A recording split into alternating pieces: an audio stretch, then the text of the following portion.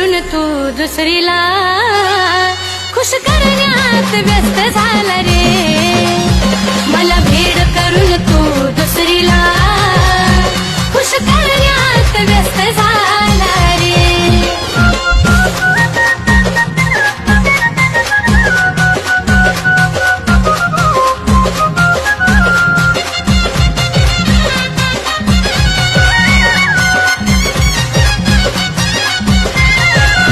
विश्वास ठेवला तुझ्यावर ही चूक झाली माझी. आता पुन्हा